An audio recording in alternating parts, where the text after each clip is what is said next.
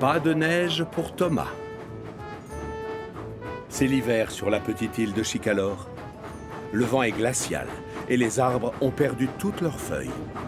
Et d'après la météo, il va sûrement neiger très bientôt. En prévision, les locomotives se sont équipées d'un chasse-neige parce qu'on n'est jamais trop prudent. Coucou, Edouard! Toi, je vois que tu as écouté la météo. Oh oui, Percy. Maintenant, avec le chasse-neige, je suis tranquille. Mais tout le monde ne pense pas la même chose. Thomas, par exemple, déteste rouler avec un chasse-neige. Alors pour s'en débarrasser, il va le cacher sur une voie de garage pendant que personne ne le regarde. Je vais laisser mon chasse-neige ici, dans la forêt. Et je vais faire croire aux autres que je l'ai perdu. Thomas raconte alors un gros mensonge à son conducteur. Il lui fait croire que le chasse-neige n'est pas de la bonne taille et qu'il faut l'enlever tout de suite. Ah, c'est plus agréable comme ça. Je me sens mieux. Tout content, Thomas retourne à la gare de triage. Oh, Thomas? Mais qu'as-tu fait de ton chasse-neige? Tu ne vas jamais me croire. Je l'ai cherché partout, mais impossible de remettre la roue dessus.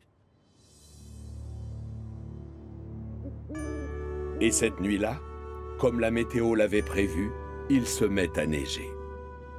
Très vite, un grand manteau blanc recouvre chaque centimètre carré de Chicalor, y compris les rails, les quais de gare et les ponts. Le matin venu, au moment d'aller travailler, toutes les locomotives mettent leur chasse-neige pour pouvoir circuler plus facilement. Enfin non, toutes sauf une. Et il y a quelqu'un que ça met très en colère. Thomas, comme tu n'as pas de chasse-neige pour dégager la voie, tu vas devoir rester ici dans ton hangar. C'est trop dangereux de rouler sans équipement adapté. Pas de souci, monsieur. Émilie, comme toi tu as l'air d'être plus prévoyante, je vais te demander de déblayer la ligne de Thomas. On ne sait jamais. D'accord, monsieur. Thomas bouillonne de joie. Je ne suis pas forcé de mettre un chasse-neige, c'est le bonheur. En revanche, il y en a une qui fait la tête, c'est Émilie. Au lieu d'être au chaud dans un hangar, la pauvre a les roues gelées à force de patauger dans la neige. C'est trop injuste. Pourquoi moi, je suis obligée de mettre ce stupide chasse-neige et pas Thomas? C'est alors qu'elle entend des enfants éclater de rire. Je parie qu'ils sont en train de se moquer de moi. Tout ça parce que j'ai l'air ridicule avec ce machin devant moi. La colère de la petite locomotive verte monte d'un cran. Mais alors qu'elle s'approche des enfants, elle s'aperçoit qu'ils sont en train de jouer dans la neige. Pendant que certains font de la luge, d'autres fabriquent d'énormes boules de neige. Ah! Je me suis trompée, les enfants ne se moquent pas de moi. Ils profitent du temps pour faire toutes sortes de jeux. Finalement, la neige, c'est moins ennuyeux que je ne le croyais. De son côté, Thomas s'ennuie ferme. La journée lui semble terriblement longue. Ce qui me console, c'est que je ne suis pas forcé de rouler avec un chasse-neige comme Émilie. Youpi! Et vous, vous trouvez qu'Émilie a l'air de s'embêter? Elle s'amuse même tellement à rouler dans la neige que la voie est dégagée en un rien de temps. Je te félicite. Comme tu as fait de l'excellent travail, je vais te confier une mission spéciale. Tu vas aller chercher Annie et Clarabelle et tu remplaceras Thomas sur la ligne principale, d'accord? Merci beaucoup, chef. Voilà une récompense bien méritée. Au même moment, Thomas commence à trouver le temps long coincé dans son hangar. Oh, là, je paierai cher pour avoir quelque chose à faire. Je ne comprends pas pourquoi tu détestes ton chasse-neige, Thomas. C'est tellement chouette de rouler dans la neige. Vraiment? Et devine quoi? C'est moi qui vais prendre Annie et Clarabelle pour travailler sur ta ligne. Première nouvelle, Thomas est sous le choc. Ils sont à moi, ces wagons. Et c'est mon travail. Oui, mais tu n'as pas le droit de sortir du hangar. Je te rappelle que tu n'as pas de chasse-neige. Tel est prix qu'il croyait prendre. Thomas ne peut que laisser Émilie partir avec ses wagons adorés. À tout à l'heure, Thomas. Salut, Thomas. Cherche bien, ton chasse-neige ne doit pas être loin. Pour un peu, Thomas se taperait la tête avec une clé à molette. Qu'est-ce qui lui est passé par la chaudière tout à l'heure? Soudain, une idée fuse dans sa cheminée. Si je récupère vite mon chasse-neige, le gros contrôleur acceptera alors de me rendre Annie et Clarabelle. Thomas s'éloigne sans faire de bruit afin que personne ne remarque son départ. Une fois dans la forêt, il se met à la recherche de la voie de garage où il a laissé son chasse-neige. Mais malheureusement, ces portions de voie n'ont pas encore été déblayées. Impossible de voir quelque chose avec toute cette poudreuse. Tous les monticules se ressemblent. Oh non! Le chasse-neige est sûrement caché sous ce manteau blanc. On ne le voit plus. Thomas n'a pas du tout envie de retourner à la gare de triage. Lui, ce qu'il veut, c'est rouler dans la neige avec ses wagons. Mais suis-je bête? Je n'ai pas besoin de mon chasse-neige. Avec un peu de chance, Émilie a fini de dégager ma ligne. Tout content, le voilà qui met le cap sur la ligne principale pour parler à Émilie. Tout à coup, le temps se gâte et des flocons se remettent à tomber. Et c'est la catastrophe. Il faut que je trouve Émilie. Il faut que je trouve Émilie. La neige tombe de plus en plus et Thomas, qui a du mal à voir devant lui, commence à regretter son regard. La couche de neige recouvrant les rails devient de plus en plus épaisse. Et très vite, les roues de la petite locomotive bleue n'arrivent plus à avancer. Oh non! La situation empire très vite. La couche de neige arrive presque aux premières branches des arbres. Oh, c'est affreux. Et finalement, je regrette de l'avoir caché, mon chasse-neige. Il réalise qu'avec ses bêtises, il risque de passer la nuit dehors dans le froid. D'ailleurs, ses pistons sont déjà gelés et sa cheminée est toute glacée. Le pire, c'est que personne ne sait que je suis ici. Ouf, tout n'est pas encore perdu. Un bruit de moteur résonne dans la forêt. Mais qui se promène à cette heure-là? Ah, Émilie! Salut, Thomas! Je suis drôlement contente de te voir, tu sais. Thomas! Qu'est-ce qui t'arrive? Tu en fais une tête! Nous sommes passés à la gare de triage, mais tu n'y étais pas. Le gros contrôleur, lui, a l'air d'être sur le point d'exploser. Ah bravo, c'est malin. Voilà ce qui arrive quand on désobéit à son chef et que l'on sort sans chasse-neige. Oui, je sais, pardon. J'ai été le cacher tout à l'heure. Et maintenant, je n'arrive plus à le retrouver. C'est de ça qu'on voulait te parler, justement. On l'a retrouvé sous un tas de neige un peu plus loin. Merci beaucoup, Émilie. Pardon, monsieur. Parfois, on n'a pas le choix. Et quand la météo l'exige, on doit porter un équipement adapté. À partir de maintenant, quand il se mettra à neiger, c'est avec plaisir que je roulerai avec. Bravo. Et j'espère que ça te servira de leçon, Thomas. Demain matin, c'est toi qui iras dégager les voies pour aider Émilie. Oui, d'accord, mais avant, j'ai une petite surprise pour toi. Tu nous suis? Émilie fonce à toute vapeur à travers la poudreuse. Derrière, Thomas a hâte de savoir quelle est cette fameuse surprise. Mais voilà qu'Émilie ralentit près du champ où se trouvent des enfants. Wow! Regarde-moi tous ces bonshommes de neige.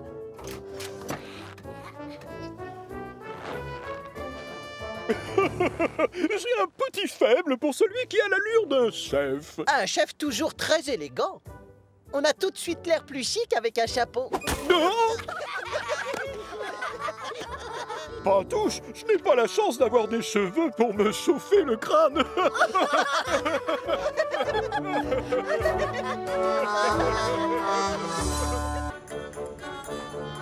Qui est qui?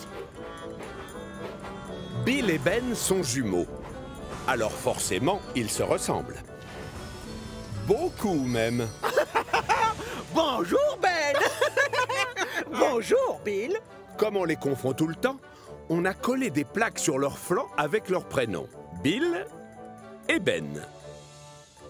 Le problème, c'est que les jumeaux cultivent leur ressemblance. Ça leur permet de faire des farces à leurs amis. Ce jour-là, Bill et Ben sont en train de travailler sur la ligne principale quand tout à coup, une locomotive ultra rapide leur grille la priorité en passant devant eux à la vitesse d'une fusée. Les jumeaux en restent bouche bée. Tu le connais, toi, Bill? Je l'avais jamais vu avant. Thomas, tu l'as vu, la locomotive super rapide qui vient de passer? Tu veux parler de Connor? C'est une locomotive moderne qui vient d'être engagée. Il s'occupe des passagers qui viennent du continent. En tout cas, il a l'air assez vaniteux. Je me trompe? Ça ne se fait pas de foncer comme ça et de faire peur aux autres locomotives. Connor n'est pas vaniteux, je le connais bien. Et je le trouve même drôlement sympathique. Visiblement, les jumeaux ne sont pas du tout du même avis. Un peu plus loin, Bill et Ben sont en train de traverser le tunnel de Henry quand soudain... Salut les jeunes! Devinez qui les croise dans l'autre sens, roulant à fond les wagons. Ah, c'était encore lui, hein, Bill? J'en ai l'impression, oui. Oh, peut-être qu'on devrait lui donner une leçon à notre façon. Qu'est-ce que tu en dis? Pourquoi pas, ça lui apprendrait. Et c'est ainsi que pour se venger, les jumeaux décident de jouer un mauvais tour à Connor. Justement, voilà la locomotive fuselée qui traverse le pont séparant Chicalor du continent. Bill l'attend devant le stop. Bonjour, super fusée. Salut l'ami, moi c'est Connor. Et moi, Bill. Ça te dirait de faire la course, Connor? Toi contre moi, d'ici jusqu'au château des elfes. Ça ne serait pas loyal, Bill. Ne le prends pas mal, mais je suis bien trop rapide. À moins que je ne me serve que d'un seul piston. Un seul piston? Non, je refuse. Roule aussi vite que ça te chante. Tu serais étonné de voir à quel point je suis rapide. Très étonné, même. Bon, d'accord, j'accepte. Mais je t'aurais prévenu. Maintenant!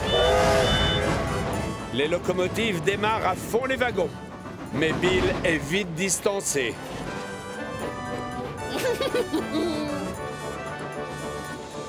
Il faut vraiment être idiot quand même. Faire la course avec une machine moderne et surtout ultra rapide comme moi.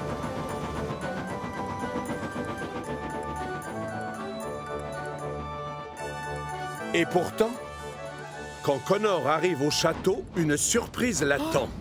T'en as mis du temps, dis donc! Je croyais que t'étais une fusée! Connor est persuadé que c'est la même locomotive qu'il a laissée près de la passerelle, alors qu'en fait, c'est son jumeau. Et comment? Par quel... Explique-moi comment tu as fait. Je ne t'ai jamais vu me passer devant. Oh, c'est parce que je devais rouler trop vite pour toi. Tu n'as pas senti un courant d'air à un moment? Ne sois pas susceptible, on n'a qu'à faire la belle. Tout de suite, ça te va? On fait la course dans l'autre sens. D'accord. Les voilà de nouveau sur la ligne de départ. À vos marques, prêts? Partez!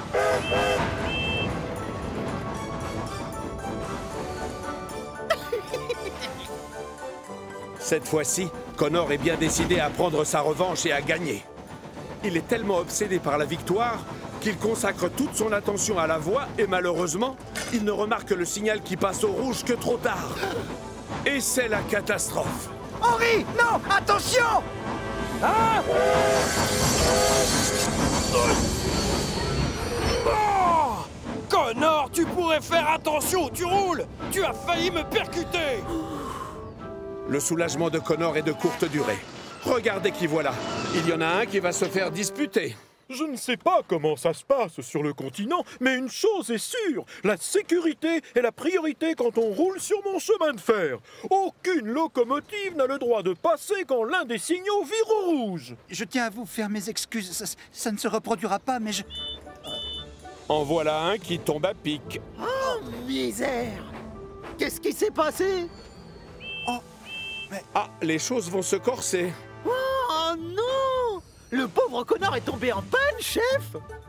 Oh, évidemment, vous êtes deux. Et vous vous êtes moqué de moi. Je me demandais comment vous pouviez être plus rapide. Bill et Ben, j'aurais dû me douter que vous étiez derrière cette histoire. Il est grand temps que je mette un terme à vos farces stupides. C'est aller trop loin.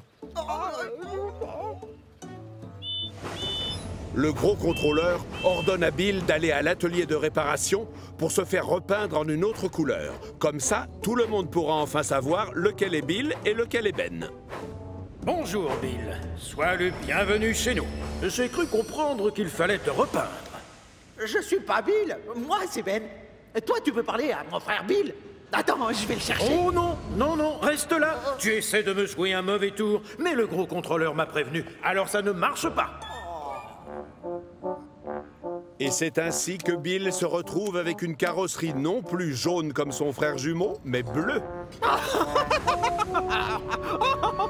Comme tu es chaud! Pas la peine d'en rajouter, Ben. Bill est déjà assez vexé comme ça. Et puis, quel est l'intérêt d'être différent? Une idée fuse alors dans la cheminée de Ben. Le lendemain, Ben profite de l'absence de Victor pour aller faire un tour à son atelier. Salut, Kevin! Moi, c'est Bill! Je viens faire repeindre ma carrosserie. C'est le gros contrôleur qui m'envoie. Bill? Mais pourtant, je croyais qu'on l'avait déjà fait hier. Hein? Tu crois? Moi, je m'en souviens pas. Réfléchis, j'aurais la carrosserie d'une autre couleur si vous m'aviez repeint hier. Peut-être qu'on devrait attendre, Bill. Victor ne va plus tarder. Oh, mais dans ce cas, alors, vu que tu refuses de repeindre ma carrosserie, je vais devoir aller le dire au gros contrôleur. Non, fais pas ça. D'accord, installe-toi, Ben. Je vais chercher la peinture. Non, tu veux dire Bill? Désolé, Bill.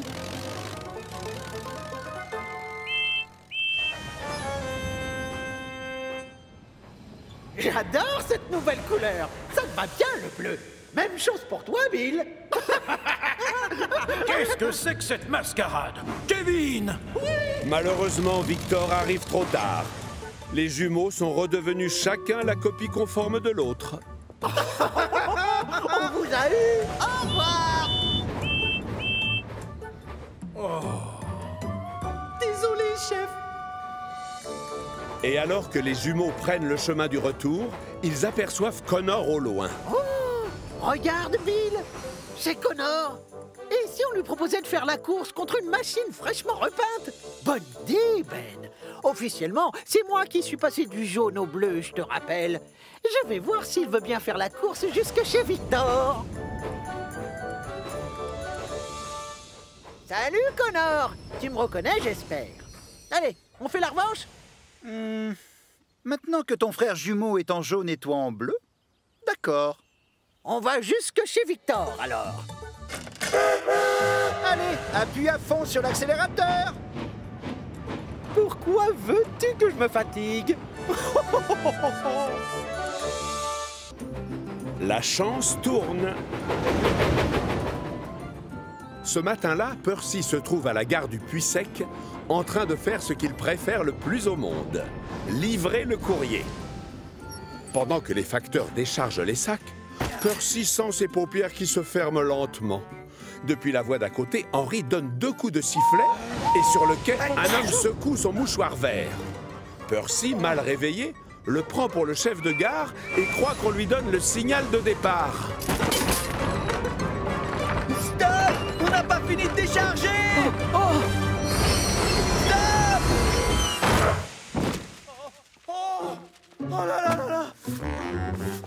Maintenant, la petite locomotive verte doit attendre que toutes les lettres aient été ramassées.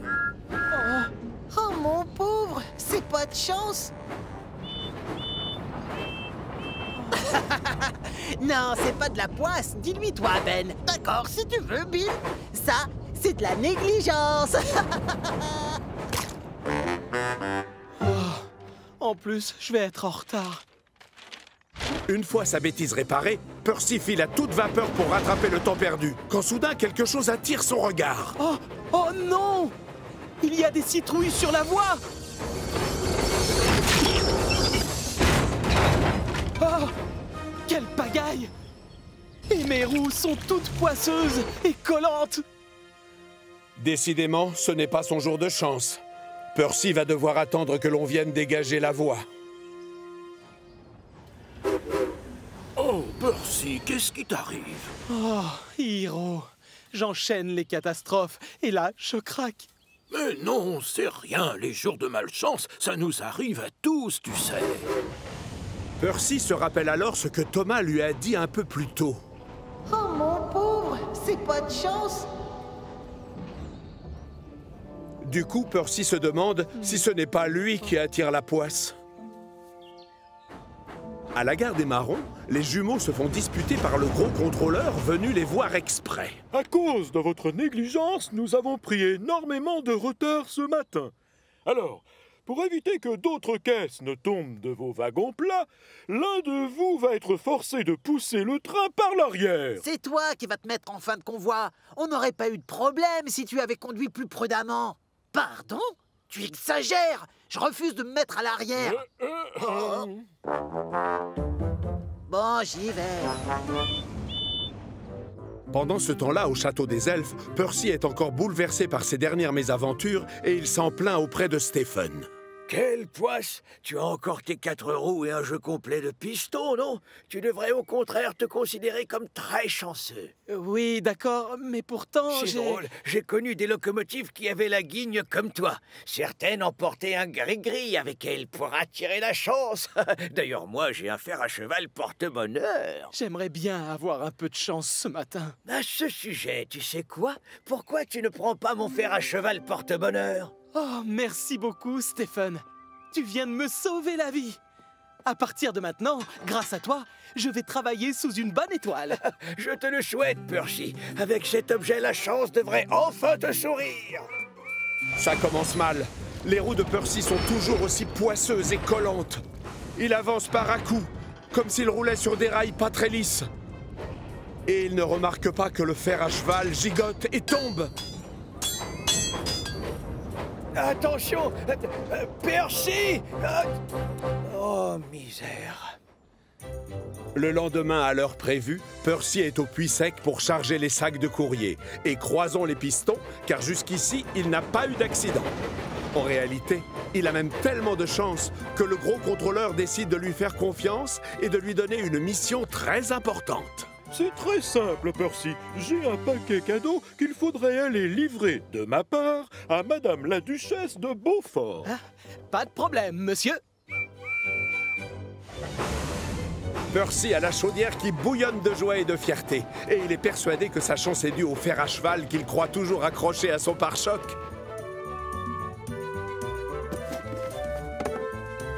Oh!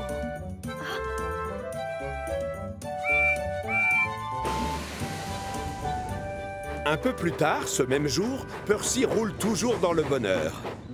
Contrairement à Ben et à Bill.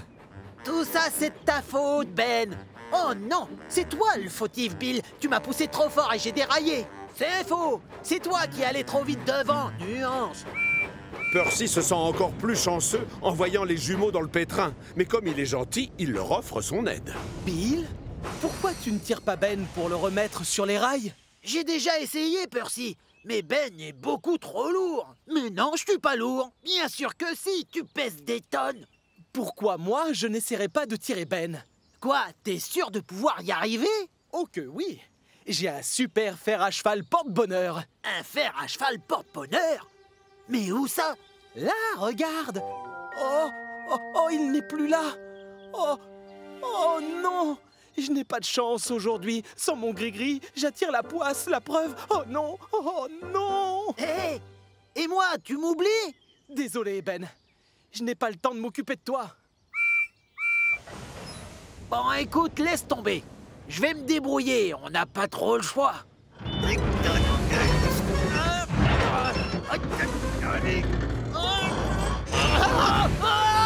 Je tombe, Bill! Mais j'essaye! Je sais pas si je tiendrai encore longtemps. Avec fer à cheval ou sans fer à cheval, Bill et Ben ont besoin que je les aide. Percy passe à l'action. Il se fait atteler à Bill et tire de toutes ses forces.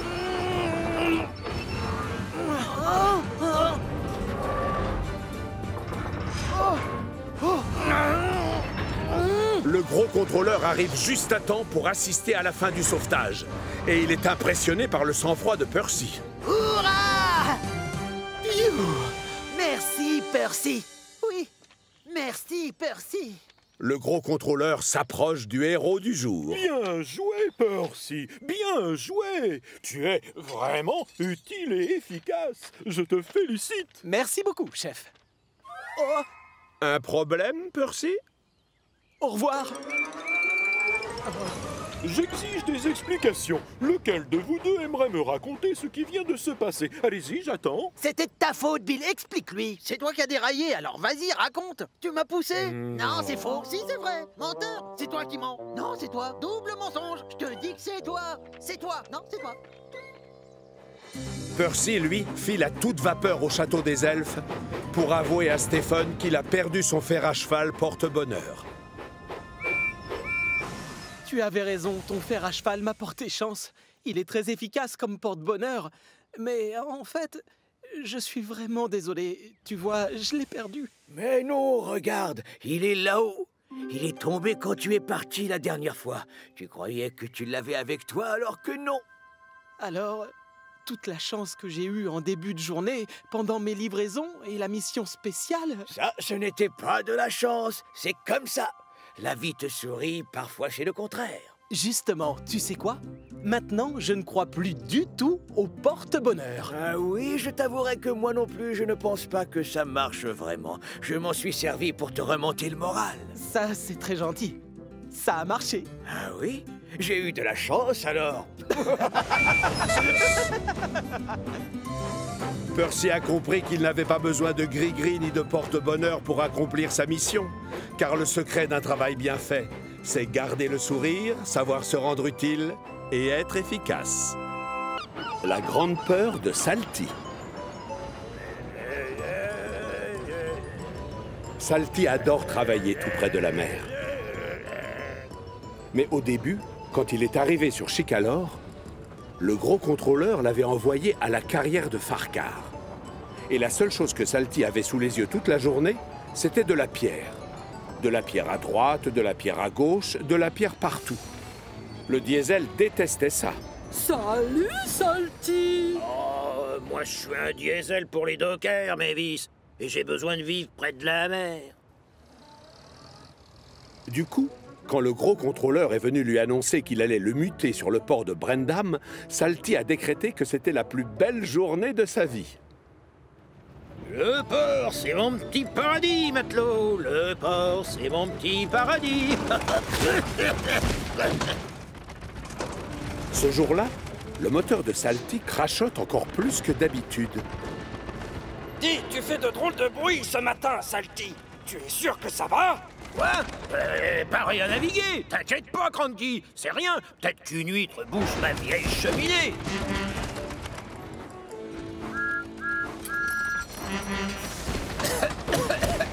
Si j'étais toi, j'irais à l'atelier de réparation des diesels. Non, pas question, Thomas. Oh, y a rien qui cloche chez moi. Ce bon air marin va guérir ma toux en 5 minutes.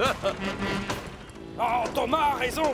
Tu devrais aller voir un mécanicien. Lui te dira ce qui provoque cette toux. Et prendre le risque de me retrouver dans cette affreuse carrière? Oh, non, merci. Salty refuse d'écouter les conseils de ses amis. Il ne mettra pas les roues à l'atelier de réparation des diesels.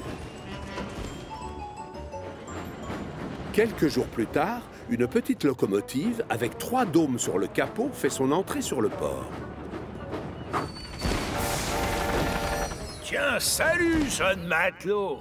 Bonjour, mon nom c'est Porter. Oh, ravi de te rencontrer, Porter. Et moi, mon nom, c'est Salty. Je suis le diesel docker.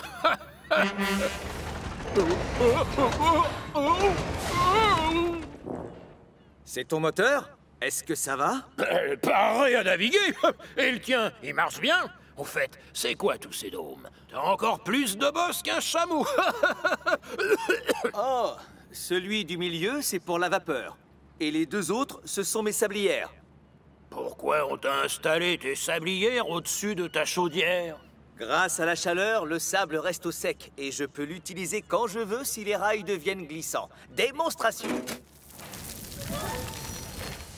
Ah, c'est pas idiot ça, et je peux savoir ce qui t'amène chez moi sur le port? C'est lui qui va te remplacer, Salty, pendant que tu feras réparer ton moteur. Oh, chef, mais c'est juste un petit rhume de rien du tout. Sois sérieux, d'accord?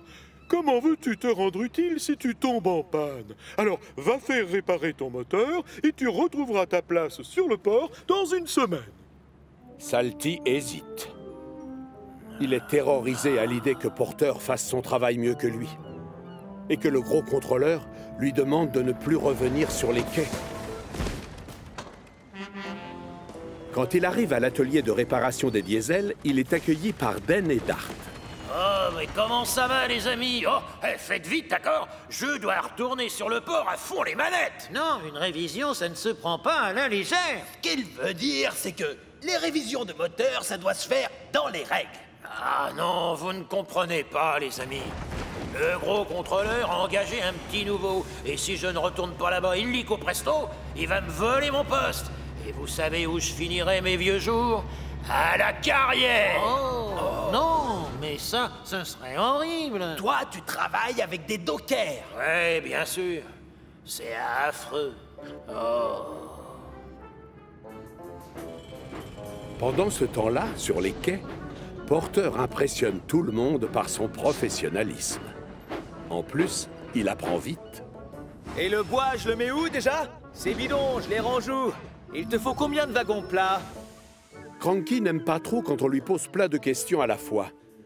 Mais il est obligé de reconnaître que Porter est une bonne recrue et qu'avec lui, le travail avance vite.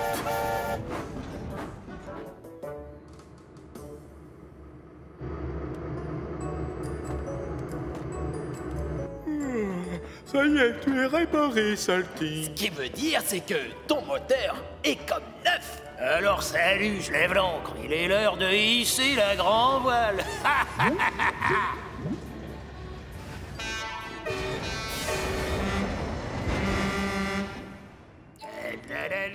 Le port, c'est mon petit port.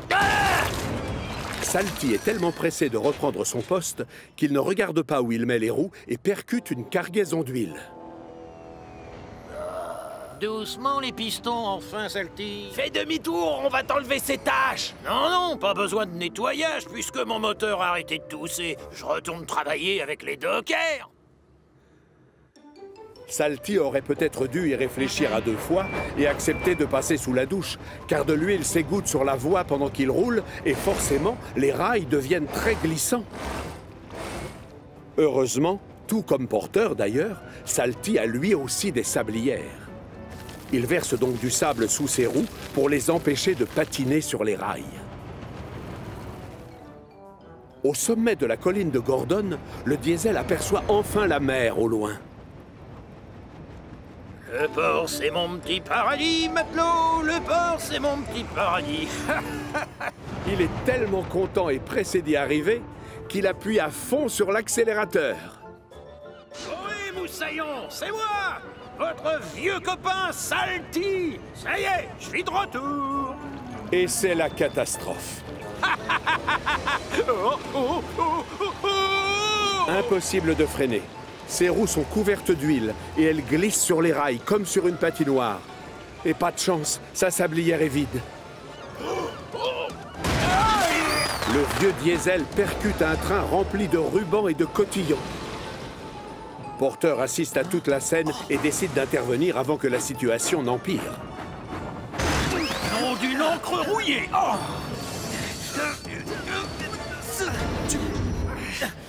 Ouah!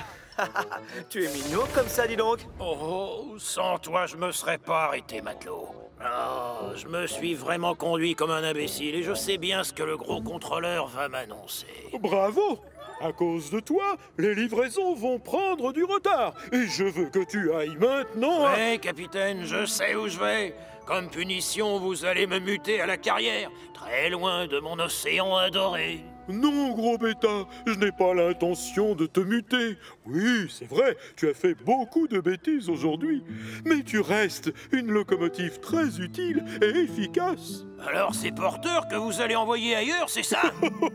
Ce n'est pas mon genre de jouer avec les postes de chacun. Toi et Porter, vous êtes faits pour travailler ensemble. Seulement, j'aimerais juste que tu ailles prendre une douche. Oh! Oui, chef, à vos ordres, capitaine. Et donc, pendant que Salty fait sa toilette, Porter en profite pour verser du sable sur les rails glissants afin d'éviter d'autres accidents. On n'est jamais trop prudent. Plus le temps passe, et plus Salty apprécie le petit nouveau. Mais ce qui compte le plus, c'est qu'il va pouvoir rester à l'endroit qu'il préfère le plus au monde. Devinez lequel est-ce? Le port, bien sûr. Le port, c'est mon petit paradis, matelot. Le port, c'est mon petit paradis. Du calme, Kathleen. Regardez-moi ce beau coucher de soleil. Il annonce la fin d'une journée qui a été particulièrement chargée. À la petite gare du Château des Elfes, Kathleen vient chercher les derniers passagers avant de repartir sur le continent. Et c'est la catastrophe. Oh! Qu'est-ce qui se passe? Apparemment, une des chaînes attachées à un wagon s'est brisée. Or, Kathleen a un gros défaut. Elle n'est pas patiente pour un sou. Mais elle est bien obligée d'attendre. Longtemps. Jusqu'à ce que la chaîne soit enfin réparée et qu'on l'autorise à partir. Mais à ce moment-là, ça fait belle lurette que la nuit est tombée. Pour rattraper son retard, Kathleen appuie à fond sur l'accélérateur. Mais près du pont qui mène au continent, les ennuis recommencent. Oh non! C'est quoi cette fois? Écoute, désolé Kathleen, mais le pont des Vicaires est fermé. On doit faire de la maintenance. Tu vas devoir attendre jusqu'à demain matin. Je veux que tu ramènes tes passagers là-haut à la gare du château. Vous allez devoir tous passer la nuit sur Chicalor. Dans les wagons, les passagers ronchonnent en apprenant la nouvelle. Mais bizarrement, Kathleen, elle, est ravie d'avoir une occasion de passer un peu plus de temps sur l'île. Chef, c'est la première fois que je passe la nuit sur Chicalor. Je peux dormir à la gare de triage? Oui, enfin, ça devrait pouvoir se faire s'il reste de la place. Calme-toi, Kathleen. Je ne sais pas ce que les gens du continent ont l'habitude de faire à cette heure de la nuit, mais sache que sur l'île de Chicalor, nous, en tout cas, on dort. Pardon, monsieur. Bien, tu vas emmener tes passagers à la gare des Coquillages lentement et sans faire de bruit. Apprends à faire attention aux autres. Kathleen fait de gros efforts pour rester calme pendant que ses passagers descendent des wagons. Mais quand le chef de gare lui donne le signal de départ, elle est bien trop excitée pour se rappeler ce que le gros contrôleur lui a dit un peu plus tôt. Elle ne se souvient plus qu'il faut penser à tous ceux qui veulent dormir et ne pas faire de bruit.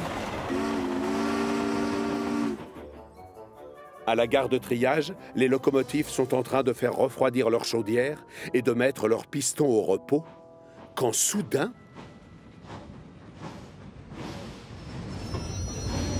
Hey, bonsoir tout le monde! Waouh! Une plaque tournante, ça a l'air d'être super chouette! Youpi! Je confirme, ça l'est! Salut, Gordon! Tu es réveillé? Je le suis maintenant, grâce à toi. Qu'est-ce que tu fabriques ici? Le pont des Vicaires est fermé pour cause de maintenance. Le gros contrôleur a dit que je pouvais dormir chez vous. Je vois. Si tu tiens vraiment à passer la nuit ici, tu vas devoir te calmer un peu et faire moins de bruit. Essaie de refroidir complètement ton moteur et ensuite ferme les yeux comme moi. Oh, pas question! C'est tellement excitant! Toutes les voies sont dégagées et j'ai croisé personne en venant chez vous. Je pourrais rouler super vite! Quoi? Réveille-toi, Gordon! Bonsoir, Kathleen. Qu'est-ce qui t'amène par ici? Oh, elle vient passer la nuit en notre compagnie. Oh, pourquoi tu ne t'installes pas dans mon box? Je te le prête. Comme ça, tu feras dodo entre Gordon et Thomas. Oh, waouh! Merci, Percy! De rien, ça me fait plaisir. Bonne nuit. C'est gentil de la part de Percy de me laisser m'installer ici, dans ce beau hangar. Une seconde, pendant que je dors là, il fait quoi, Percy? Oh, lui, il travaille pour la poste la nuit. Et comme ça, les gens lisent leurs lettres au petit déjeuner. Vraiment? Oh, ça a l'air passionnant. Avec de la chance, il te laissera peut-être distribuer le courrier à sa place. Oh, quelle bonne idée, Gordon!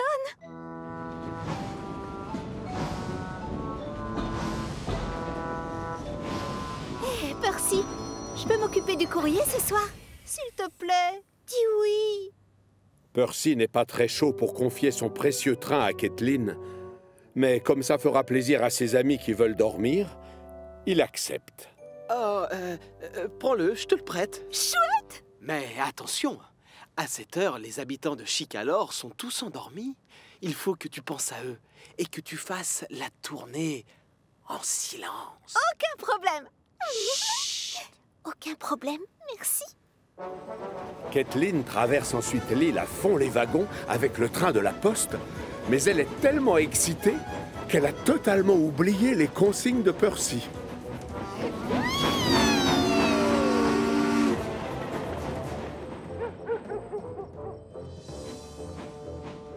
Percy! Hé, Percy!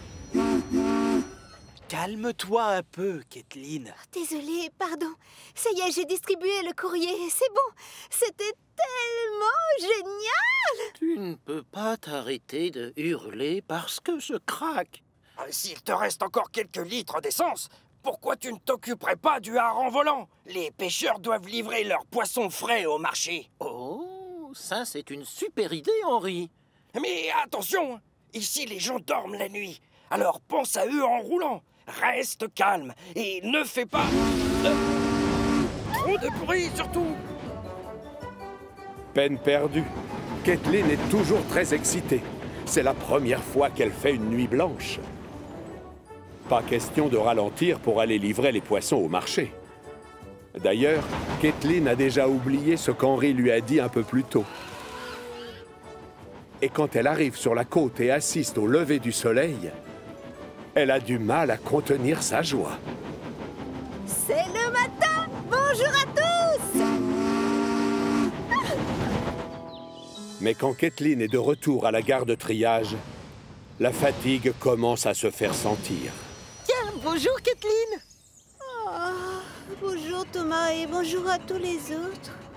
Kathleen est enfin prête à se reposer quand soudain le gros contrôleur arrive. Et ça risque de barder. Percy, mais enfin, qu'est-ce qui t'a pris cette nuit? Tu as roulé aussi vite qu'une fusée et tu as joué avec ton sifflet. Et toi, Henri, je ne te félicite pas. Tu as fait peur aux animaux du zoo. Par votre faute, personne n'a réussi à fermer l'œil de toute la nuit. Mais monsieur, c'est pas moi qui suis allé livrer les poissons des pêcheurs. Et moi, je n'ai pas touché au sac de courrier. Mais alors, dites-moi, qui est-ce?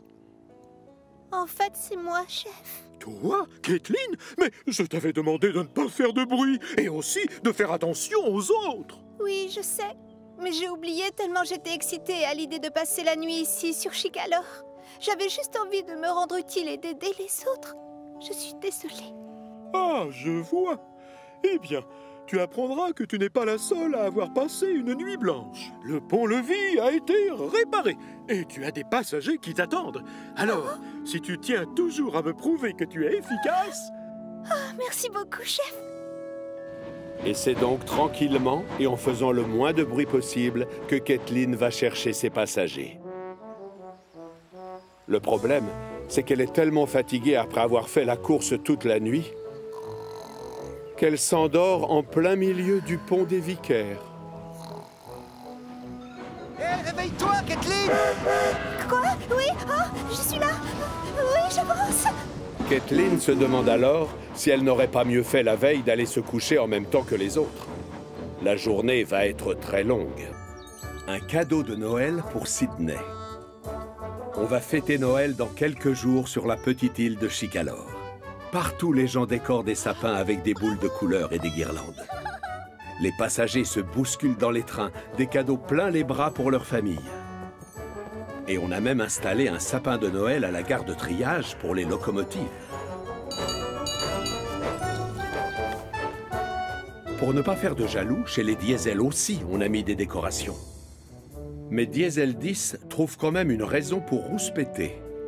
Je vous ferai remarquer que les locomotives à vapeur ont beaucoup plus de décoration que nous. Oui, je suis allé chez eux chercher des wagons tout à l'heure. Il y avait des centaines de guirlandes partout. Et moi alors? Je suis une boule de Noël géante.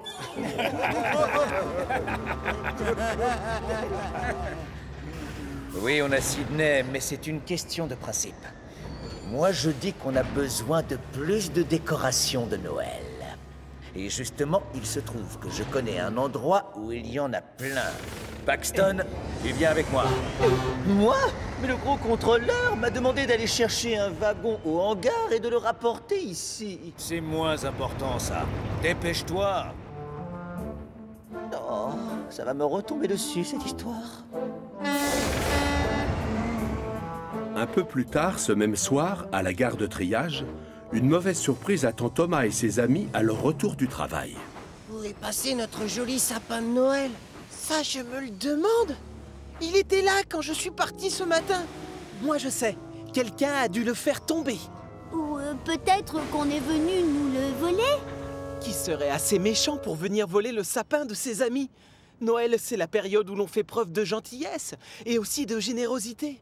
Alors, on n'a pas le droit de prendre des choses qui appartiennent à d'autres. Oh, flûte de zut! Il n'arrête pas de tomber! Si ça se trouve, on doit le poser sur quelque chose. Tu ne crois pas, Diesel 10? Voilà.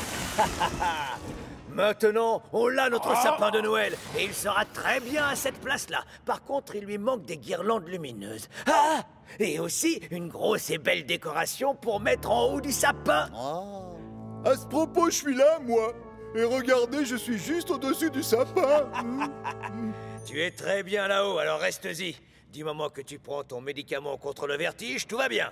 Paxton, allez, viens, on sort. Un peu plus tard, cette nuit-là, une autre mauvaise surprise attend Thomas et ses amis près de leur hangar à la gare de triage. Oh, bah... oh non! Où sont passées toutes nos belles guirlandes? C'est tout simplement scandaleux. Quelqu'un s'est amusé à décrocher toutes nos décorations de Noël. Mais il faut être très méchant pour voler les guirlandes lumineuses de quelqu'un d'autre.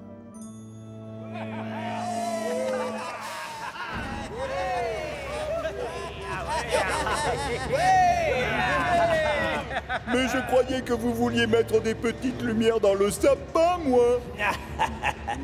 Sois gentil, mêle-toi de tes affaires, Sydney. Si tu veux, tu peux jouer les décorations de Noël, comme tu es déjà accroché au plafond, en attendant que tes nouvelles roues soient enfin livrées. Et sans vouloir te vexer, il faudrait quelque chose de plus joli pour le sapin. Ah bah ça tombe bien parce que je connais un endroit génial, moi. Hein, Paxton? Non, ce sera sans moi. Ne compte plus sur moi pour t'aider dans tes combines. Et je te rappelle que le chef m'a demandé d'aller chercher un wagon. Alors au revoir. Le lendemain, profitant de l'absence des locomotives à vapeur qui sont toutes parties travailler, Diesel 10 pénètre dans la gare de triage. Il est loin de se douter qu'une petite locomotive verte l'observe. Ça y est, je l'ai. Diesel 10 oh. Coucou, Percy. Je ne savais pas que tu étais caché dans ce coin. Non, tu vas tout de suite remettre ça à sa place. Pas envie.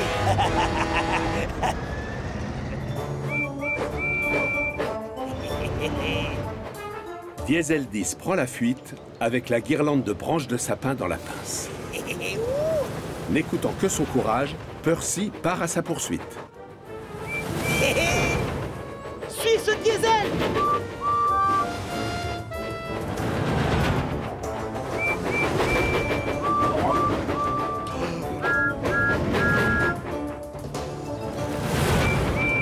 Vite! Il vient de nous voler une guirlande! Allez plus vite, on accélère!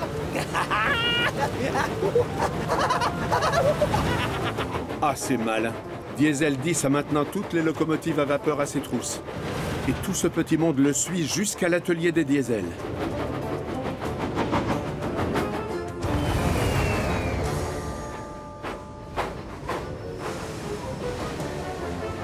Tu n'es qu'un voleur! Eh, mais il est à nous, ce sapin de Noël! Oh, bravo! Tu nous as aussi volé nos petites lumières? Pareil pour cette guirlande de sapin! Ce n'est pas juste. Vous avez plus de décorations de Noël que nous. C'est toujours la même histoire. Les vapeurs passent avant les diesels.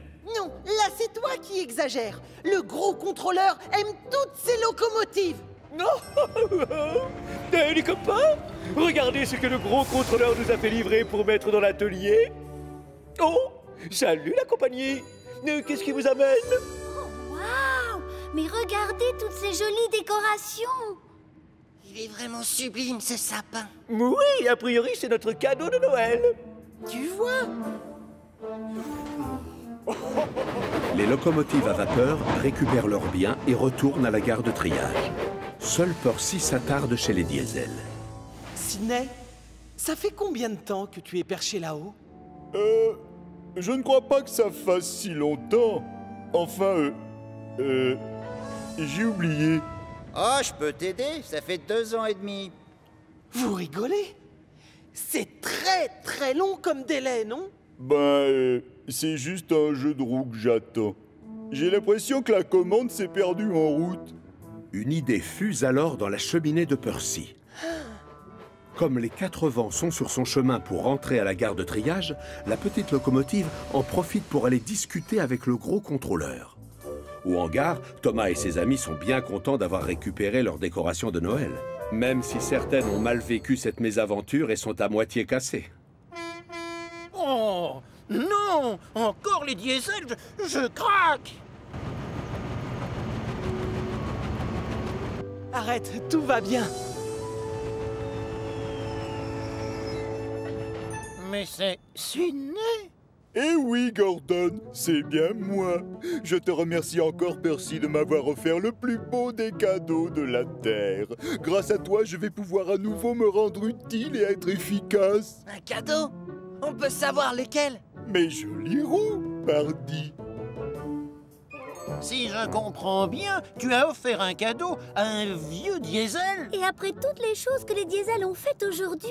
Noël, c'est l'occasion de faire preuve de gentillesse et de faire plaisir aux autres. Et justement, voilà pourquoi mes amis Diesel et moi, on s'est tous dit que c'était plutôt vous qui devriez avoir ceci. Mais il fallait ça!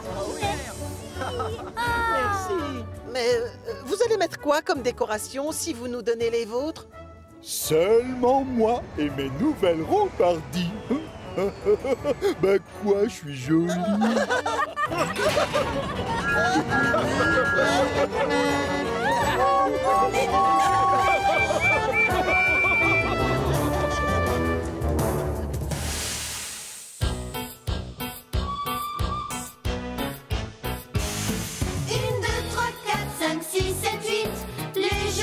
Locomotive, rouge et verte, marron et bleu, toute l'équipe brille de mille feux. Chacune a son rôle à jouer, toujours partante pour nous aider. Avec Thomas et ses amis, la vie nous sourit. Thomas le plus culotté, James il nous fait rigoler. Percy s'occupe du courrier, Gordon est toujours pressé. Emily a réponse à tout. Henri siffle tous et s'étouffe. Édouard prêt à nous aider. Toby, lui, il est carré. 1, 2, 3, 4, 5, 6, 7, 8. Les jolies locomotives, rouge et verte, marron et bleu. Toute l'équipe brille de mille feux. Chacune a son rôle à jouer, toujours partante pour nous aider. Avec Thomas et ses amis, la vie nous sourit. Une blague pas drôle. Charlie est un sacré rigolo, et à chaque fois qu'il croise quelqu'un, il ne peut pas s'empêcher de lui raconter une blague. Hé, Salty, pourquoi les pirates ont très mal au foie? Je sais pas, moi. Pourquoi les pirates sont fragiles du foie? Dis-moi. Ils ont les pires rats, en fait. Bravo, elle est bien bonne, celle-là. Sur l'île, tout le monde n'est pas fan des blagues de Charlie, mais parfois elles sont tellement drôles qu'on ne peut pas s'empêcher de rigoler.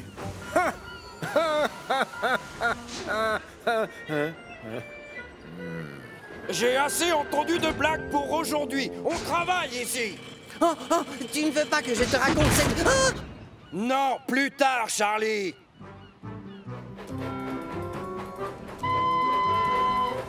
Hé, Thomas, qu'est-ce qui est rose et gris et qui a 4 pattes? J'en ai aucune idée. Qu'est-ce qui est rose et gris et qui a 4 pattes? Un éléphant qui tire la langue, évidemment. Elle est excellente! Oh, très drôle, Charlie. Oh, Percy, Charlie a une super devinette avec un éléphant. Oh, mais j'en connais plein d'autres. Qu'est-ce qui fait clamp, clamp, clamp, squish? Clamp, clamp, clamp, squish. J'en sais rien. Qu'est-ce qui fait ce bruit Clamp, clamp, clamp, squish. Un éléphant avec une chaussure pleine d'eau.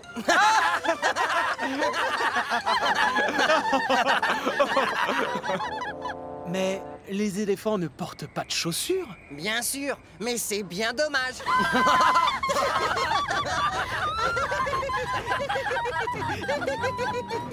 Ce jour-là, Charlie est en route pour aller chercher des wagons quand tout à coup, il remarque quelque chose de tellement extraordinaire qu'il n'en croit pas ses yeux.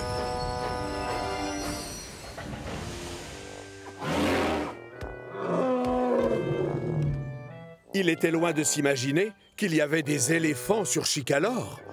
Pourtant, il y en a au moins, puisqu'il est devant ses yeux. Cet éléphant court un grand danger. Il faut vite que je réagisse. Il décide alors de siffler de toutes ses forces pour faire reculer l'animal. Mais celui-ci ne bouge pas d'un centimètre. Je vais aller chercher de l'aide.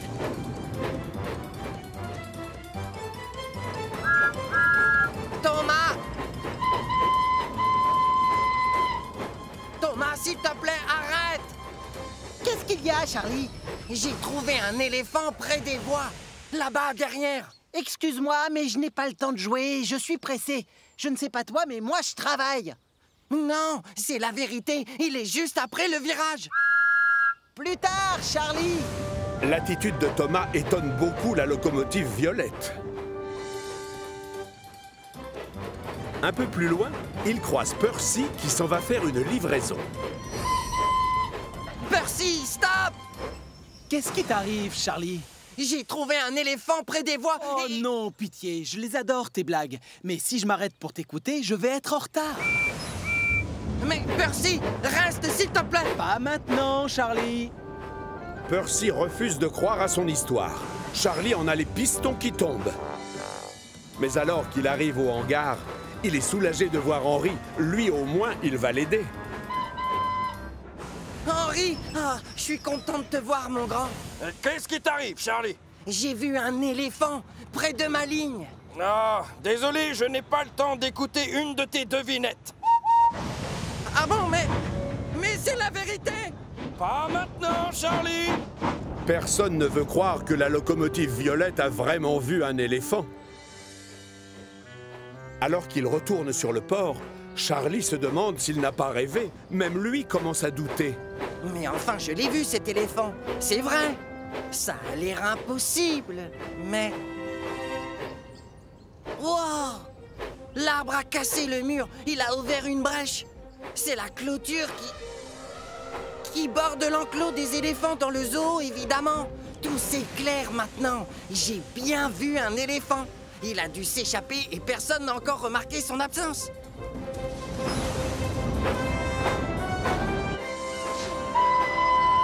Écoutez-moi, les amis. Il y a un éléphant dans la nature. Un éléphant? Où ça? Non, pas de panique, Cranky. Je le connais bien, c'est encore une de ses blagues. Charlie commence à en avoir ras la cheminée de ne pas être pris au sérieux. Il part donc chercher de l'aide ailleurs. Reviens, Charlie. Tu nous fais la tête?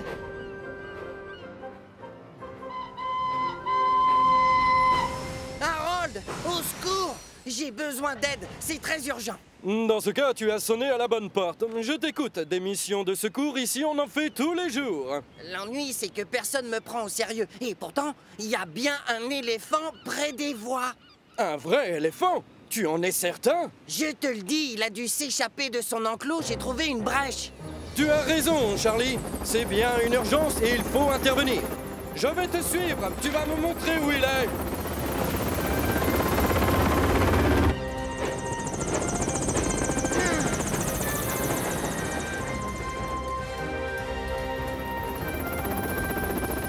Harold a tout de suite envoyé un message radio au zoo pour les prévenir.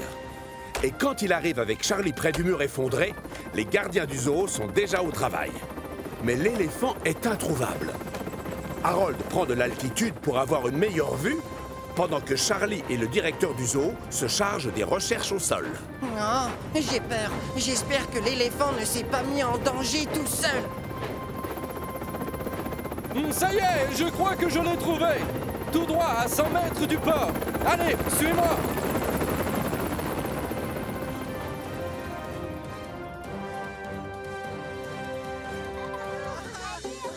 Vous connaissez beaucoup d'enfants, vous, qui ont la chance de voir un éléphant de près? Eh bien, sur Chicalor, ce genre de miracle se produit souvent. Voilà la cavalerie qui arrive. Charlie a pensé à prendre un wagon spécial pour le transport des gros animaux. L'éléphant doit retourner au zoo dans son enclos. Il y sera bien plus en sécurité. Le soigneur le guide gentiment pour le faire monter dans le wagon. C'est bon, Charlie, il est dedans.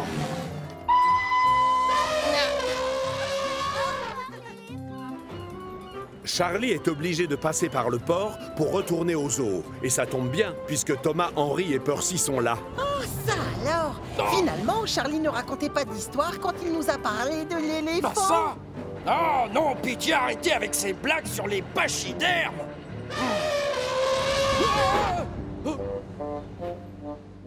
Les gens du zoo sont soulagés de voir revenir l'éléphant en bonne santé. Ils étaient tellement inquiets. Bien joué, Charlie! Félicitations! C'est toi qui l'as retrouvé. Tu t'es montré utile et très efficace aujourd'hui. C'est sûr, Charlie a retenu la leçon. Il a découvert que personne ne vous prend au sérieux si vous plaisantez tout le temps.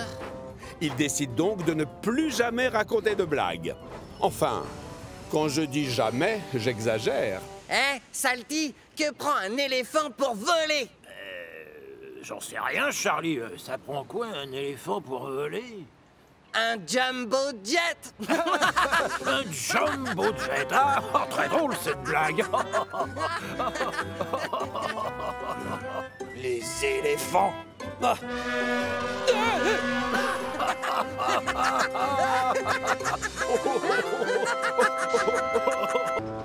La locomotive grue. Il existe plusieurs sortes de grues sur l'île de Chicalor. Des grandes, qui sont fixées au sol et qui restent toujours au même endroit, comme Merrick, à la carrière de la Montagne Bleue, ou comme Cranky, sur le port de Brendam. Mais il y a aussi des grues comme Rocky, qui peuvent être déplacées sur les lieux d'un accident, par exemple. Mais on trouve aussi une grue qui peut aller toute seule là où l'on a besoin de ses services. C'est Harvey, la locomotive grue. Quand il faut soulever des caisses assez lourdes, on fait appel à lui et il répond toujours présent. Ce jour-là, Harvey est occupé à décharger des wagons plats sur le port de Brendam, là où travaille Porter, le nouveau que le gros contrôleur vient d'engager. C'est la première fois qu'ils se croisent tous les deux. Et Porter est très intrigué par cette locomotive grue. Hey, salut! Tu dois être très efficace comme locomotive. Ou plutôt, devrais-je dire, tu dois être très efficace comme grue, toi. Oh, oh, oh. Je suis une locomotive grue, donc tu dois pouvoir dire les deux, je suppose. Oh, oh, oh, oh. Mais alors, dans ce cas, tu dois être doublement efficace. Ravi de te connaître. Moi, je m'appelle Porter. Enchanté, mon nom c'est Harvey. Oh, regarde Ben, c'est Harvey. Je me demande bien ce qu'il fabrique sur le port. Il essaie sûrement d'attraper un poisson, je parie. Il faut que tu mettes ton crochet dans l'eau, Harvey, si tu veux pêcher quelque chose. Oh, oh, oh, ils adorent taquiner ces deux-là. Faut les ignorer, Porter. C'est ce que je fais. Et c'est la catastrophe. Oh, oh, regarde où tu mets tes roues ou achète-toi des lunettes. Pas mal, les lunettes. Avec ces dômes, ça fera joli. Le chameau à lunettes. C'est vrai, je me cogne tout le temps dans des wagons. Je te l'avais dit, ils sont connus pour leur méchante taquinerie. C'est pas grave, Harvey. Je suis très fier de mes 3 dômes. Et d'ailleurs, je les trouve plutôt utiles. Alors ça m'est égal ce qu'on raconte sur moi. Grâce à ces dômes, je suis spécial. Rassure-toi, ça glisse comme sur un canard. Je ne comprends pas. C'est une façon de parler, ça veut dire que ça m'est égal. Je laisse les moqueries glisser sur moi, je fais l'indifférent. Un peu comme l'eau glisse sur les ailes d'un canard. Un peu plus tard, Harvey a terminé son travail et tous les wagons plats sont prêts à être livrés à la ville des Vicaires. Ça y est, j'ai fini. Les wagons sont prêts à partir, c'est bon. Normalement, c'est Edward qui devait s'occuper de cette livraison. Mais il a pris du retard, alors on va vite devoir lui trouver un remplaçant. Oh, choisissez Bill et Ben. Ils n'ont rien à faire. En fait, on vient de se rappeler qu'on était attendu à la mine d'argile dans très peu de temps. Oh oui, c'est exact. On doit encore faire des tonnes de choses. Tu le croirais pas si on te disait. Pourquoi tu n'emmènes pas ce train, Harvey? Tu n'es pas qu'une grue, tu sais. Tu es aussi comme nous. Oh, je ne suis pas sûr. D'habitude, moi, je ne m'occupe pas des livraisons. Ça m'étonnerait que je sois très doué pour ça. Rassure-toi, tu n'es pas forcé de tirer les wagons. Oh oui, c'est vrai. Tu t'accroches à eux avec ton crochet et ensuite tu les soulèves. Comme un pêcheur. Oui, comme un pêcheur. Souviens-toi des ailes du canard, ignore-les. Oui, je sais, je laisse glisser, voilà. Peut-être que je vais les emmener, ces wagons plats, finalement. Je trouve que c'est une excellente idée. Tout à fait d'accord avec vous. Tiens, voilà le gros contrôleur.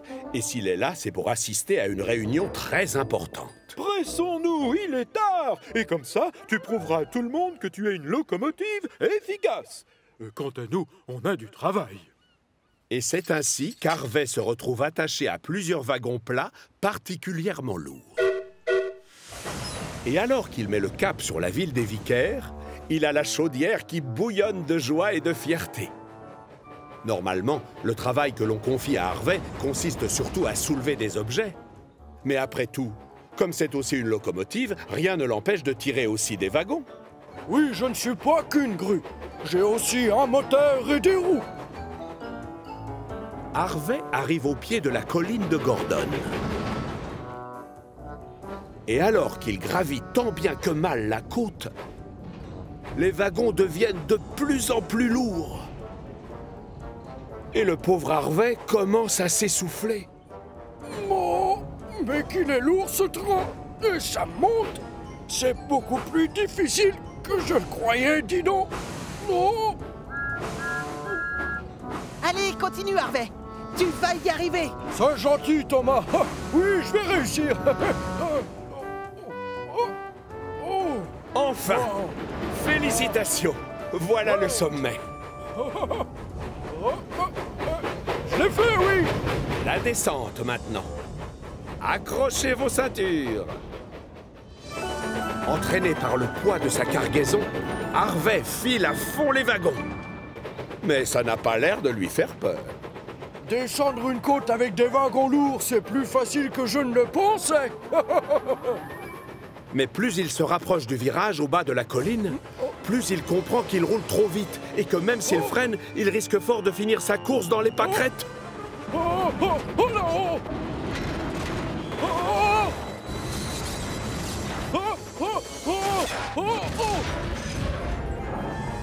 Heureusement, personne n'est blessé. Je savais que je n'aurais jamais dû accepter ce travail. Je leur avais dit que je n'étais pas très doué pour ces choses-là. Oh, j'espère que les jumeaux ne vont pas me voir. À tous les coups, ils vont se moquer de moi. Tu t'accroches à eux avec ton crochet et ensuite tu les soulèves. Comme un pêcheur. Oui, comme un pêcheur. Mais oui, j'avais oublié mon crochet. Du coup, je vais pouvoir remettre mes wagons plats sur les rails. Ah! Bill et Ben, essayez de faire pareil.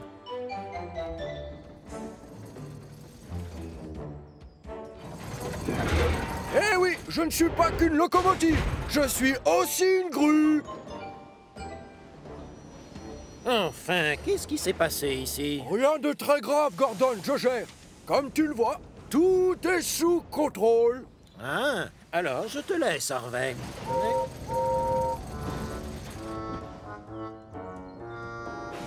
Très vite, les wagons plats sont de retour sur les rails et aucune roue tordue n'est à signaler.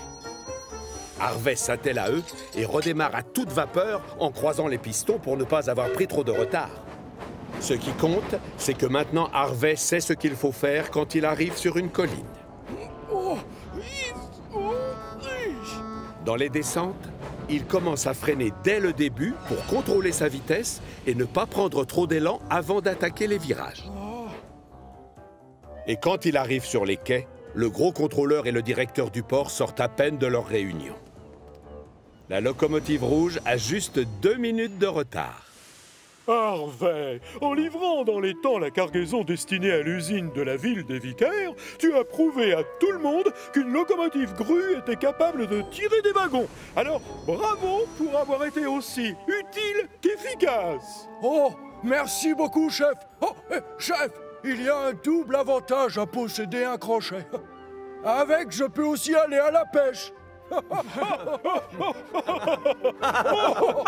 pêche! À la pêche! Oh, elle est très bonne! À la manière de Thomas. Vous vous souvenez de Montaigu, la locomotive verte?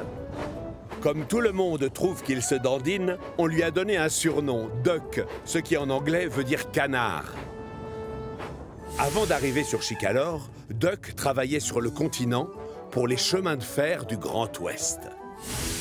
Dans le travail, ce n'est pas le genre à plaisanter. Et il fait toujours les choses à la mode du Grand Ouest.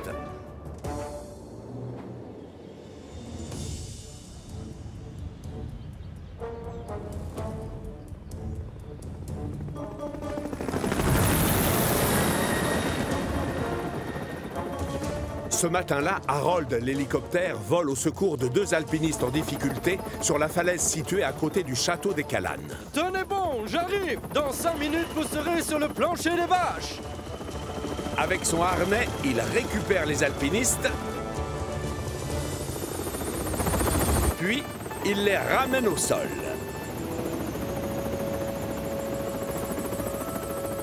Mais au moment de redécoller...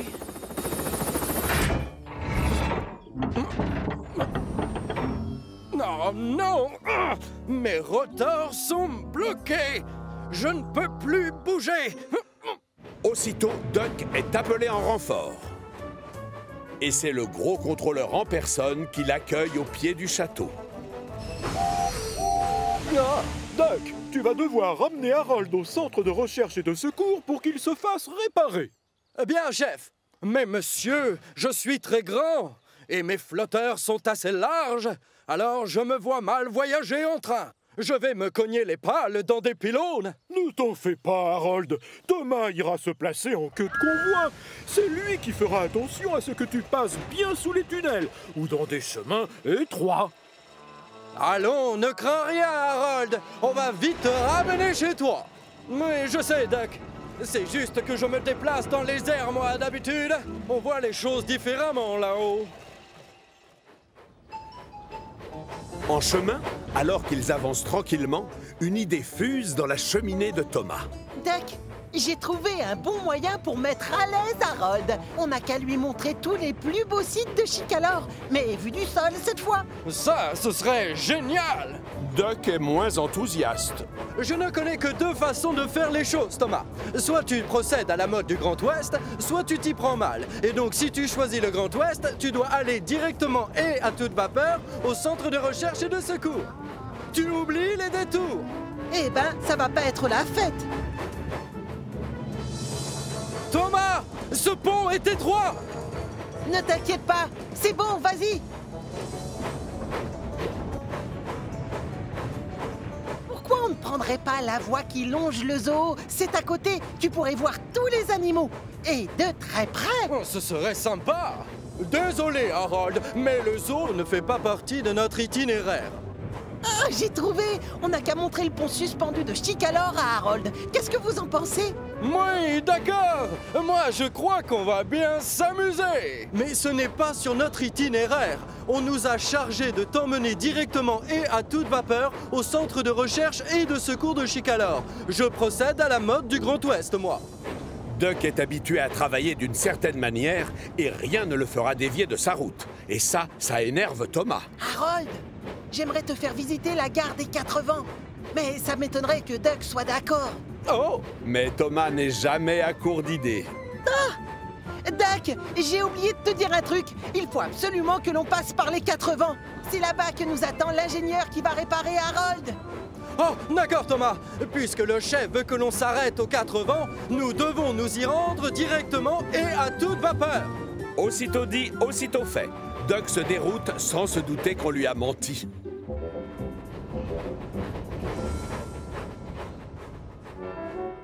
Oh! Regardez-moi ça! Et encore, attends de voir l'intérieur. C'est... Stop! J'ai mal entendu! Stop, oh! Fred!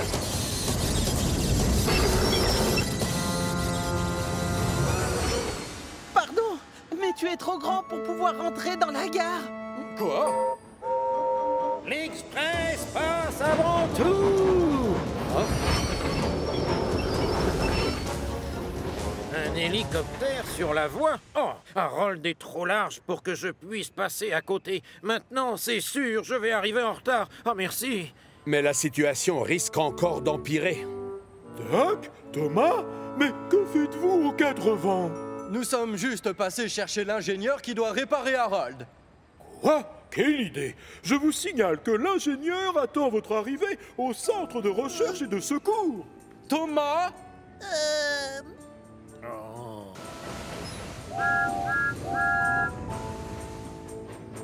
Après cette histoire, Duck est fâché contre Thomas. Tu t'es bien moqué de moi, je te remercie. Mais à partir de maintenant, on va faire les choses à la mode du Grand Ouest. Et tant pis si ça te déplaît. Nous allons donc nous rendre... Directement et à toute vapeur au centre de recherche et de secours, je sais. J'aurais bien aimé te faire visiter d'autres endroits. Ce n'est que partie remise. Allons, souris! C'est alors que Thomas aperçoit un tunnel à quelques mètres devant eux.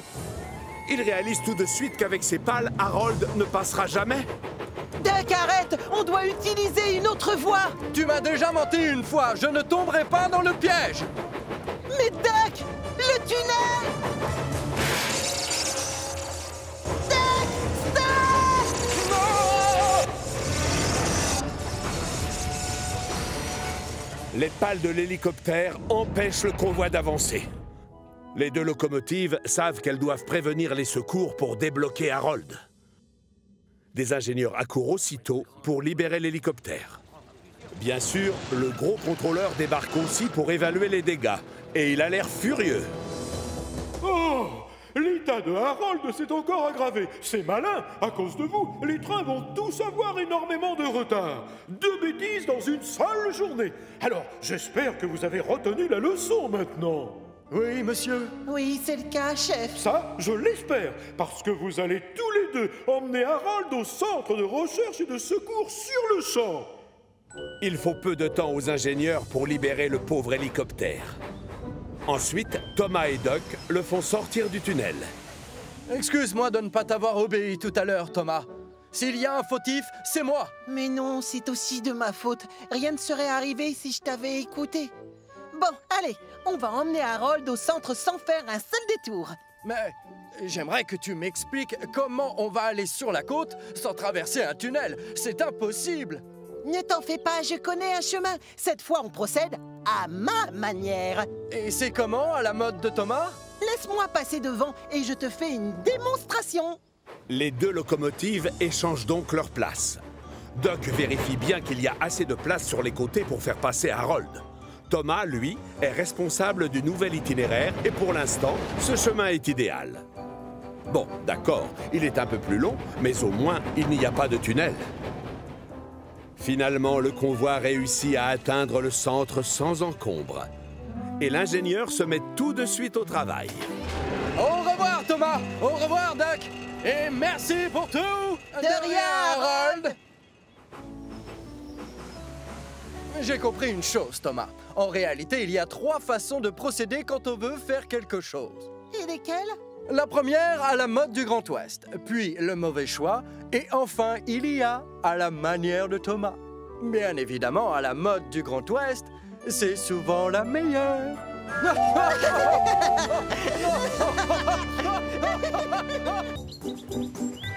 Le traîneau du gros contrôleur. Nous sommes à quelques jours de Noël, et sur Chicalor, tout le monde se prépare pour le réveillon. Une grande foire est organisée pour l'occasion au château des Elfes, et c'est Thomas qui s'occupe des invités. Le comte, lui, ne tient pas en place. Bonjour, Thomas! Une seule chose l'obsède, que la foire soit un succès. Bienvenue, mesdames et messieurs. Avancez! Je vous invite à vous rendre dans la salle d'exposition au premier. Attention à la marche! Tiens, mais voilà Winston, et le gros contrôleur. Bonjour! Je vous attendais. C'est bien que vous ayez pu venir. Ah non, voyons, c'est normal, Sir Robert. En quoi puis-je vous aider? Dites-moi tout. Eh bien voilà, j'espérais un peu que vous accepteriez de vous déguiser en Père Noël pour le dernier jour de la foire. D'accord, oui, bien sûr. D'ailleurs, j'ai déjà joué les doublures du vrai Père Noël il y a 10 ans. Oh, oh, oh. Splendide! Au fait, je vais bien sûr vous faire défiler dans un beau traîneau. Chouette, hein? Qui? Moi? Mais je suis désolé, mais je n'ai jamais conduit de traîneau. Pourquoi est-ce que je ne m'installerai pas dans Winston? Ce qui est sûr, c'est que les voitures, j'arrive à les conduire. N'est-ce pas, mon petit Winston? Oui, vous conduisez très bien. La conduite d'un traîneau est un jeu d'enfant. Vous y arriverez. Je n'ai aucun doute sur vos talents, mon cher. À tout à l'heure. Le pauvre gros contrôleur est pris de panique. Comme il n'est pas question qu'il monte dans un autre véhicule, il passe voir Victor pour lui demander s'il ne pourrait pas déguiser Winston en traîneau.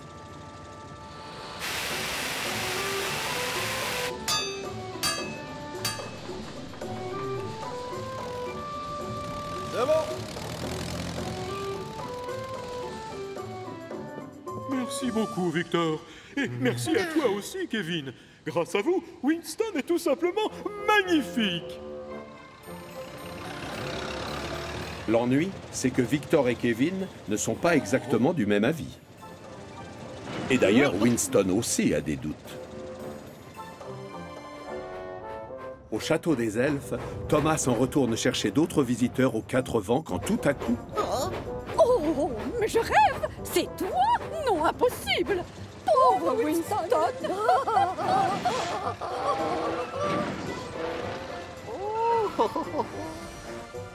Pourquoi tu te balades dans cet accoutrement? Le gros contrôleur tient à ce que je me déguise en traîneau. Mais on va se moquer de moi. Oui, et c'est vrai que tu as l'air ridicule. Je vous assure, attendez de voir le résultat, Sir Robert. Ils ont fait un sacré travail en très peu de temps. Et moi, je... Oh, impossible. Je suis obligé de vous dire non. Enfin, personne ne croira jamais que cette voiture est le traîneau du Père Noël. Mais j'ai... Non, mon choix est le meilleur. Je vais vous dénicher un traîneau digne de ce nom. Mais vous êtes sûr que c'est sans danger? Je vous rappelle que je n'ai jamais conduit de traîneau. Mais tout ira bien. J'ai confiance en vous, mon cher.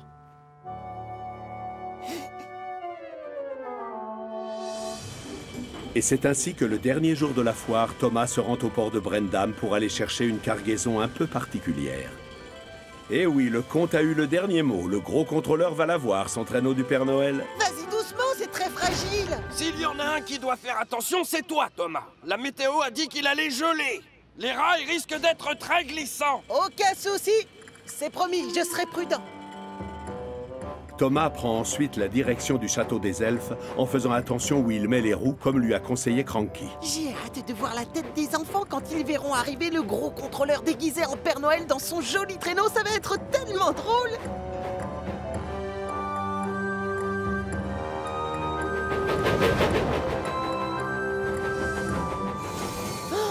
Oh, passez-moi, je surchauffe. Les rails sont glissants. Cranky avait raison de me dire de me méfier. Eh oui, ce n'est pas facile. Surtout quand on doit monter une côte aussi pentue que celle qui mène au château du comte. Mais Thomas s'accroche et il réussit finalement à atteindre le sommet.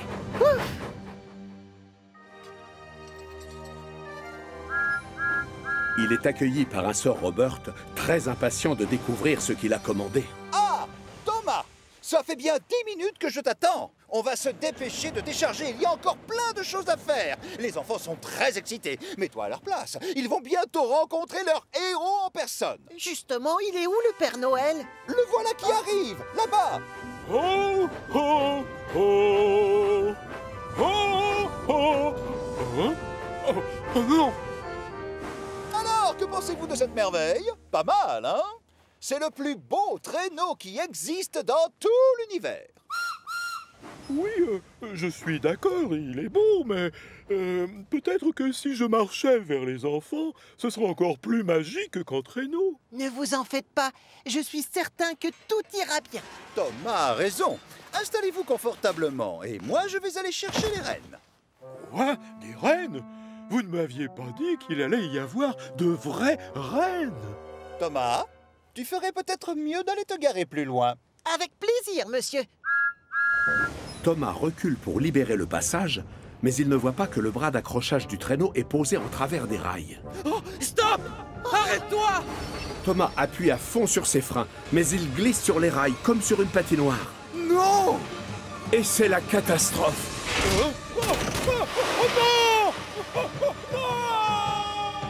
Oh, passez-moi, je surchauffe!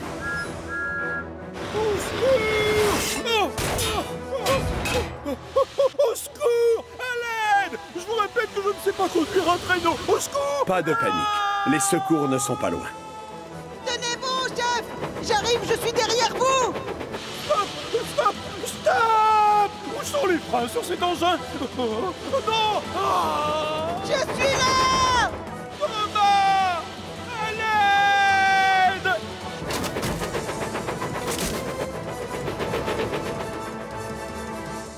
Monsieur Hart, j'espère que tout va bien. Sir Robert! Pardon, mais les enfants commencent à perdre patience. Mais où sont passés les rennes et le Père Noël? Hélas, notre traîneau est en train de dévaler la pente avec le Père Noël. Enfin, pardon, le gros contrôleur coincé à l'intérieur. Oh non!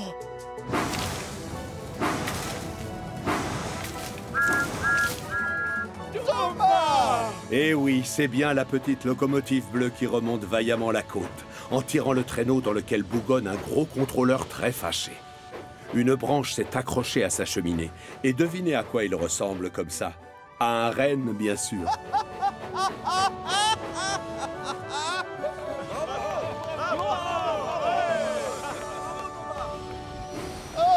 Je vous avais bien dit que je ne savais pas conduire un traîneau, n'est-ce pas, Sir Robert? Heureusement qu'il y avait Thomas pour venir jouer le rôle du renne. Et à vrai dire, je trouve qu'il lui manque juste un petit accessoire pour entrer totalement dans le personnage. Oh, voici Thomas, la machine de Noël au nez rouge. Allez, au travail Thomas. Il y a plein d'enfants qui t'attendent là-bas. Tu sais, le vrai Père Noël serait très fier de nous deux, crois-moi. Et c'est ainsi que Thomas, la locomotive au nez rouge, emmène le faux Père Noël dans la cour principale du château des elfes pour le plus grand bonheur des enfants venus des 4 coins de Chicalor.